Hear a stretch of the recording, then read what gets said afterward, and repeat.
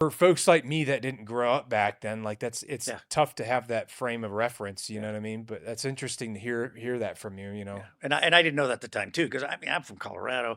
I knew Colorado history and U.S. history, and then we didn't have CNN or anything like that. And it wasn't until after I got involved in that incident, then came back and then realized what was going on and all this new stuff. And then, but I was always interested in terrorism, so Yeah. I knew about the Bader Meinhof gangs and Carlos the Jackal and all these other different little groups, and because I was always interested and read about them in magazines and Reader's Digest and Newsweek stuff like that. Interested in Yeah. that kind of stuff. But it was kind of interesting, yeah. Yeah, that's something that a lot of people don't think about because I mean the world after 1979 was very different in the Middle East across Correct. the entire area of Yeah. operation. So let's move forward a little bit. You said things started getting more intense in Correct. September, October, So about November. October, that kind of thing. So I remember yeah, so we went in. So it was pretty intense with the demonstration stuff. And then I talked about going to get my boots the one night after the ambassador, we had played. I said, "No, we're going to have dinner."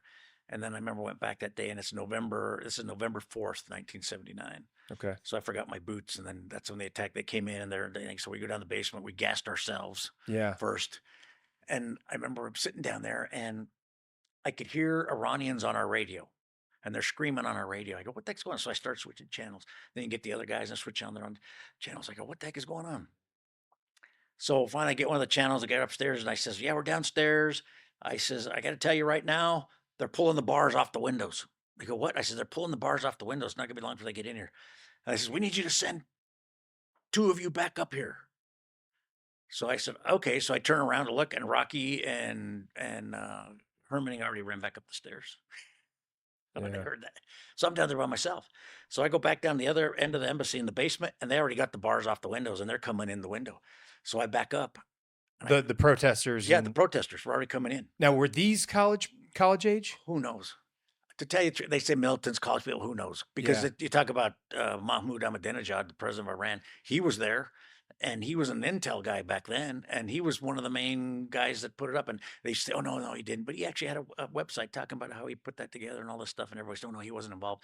And I got pictures showing him when he was there, standing next to some of the hostages and stuff like that. And he was there when I was there. Ahmadinejad. Yeah, yeah, Ahmadinejad. Well, you mean the same one that was the president back in like George W. Bush time? Correct. Yeah.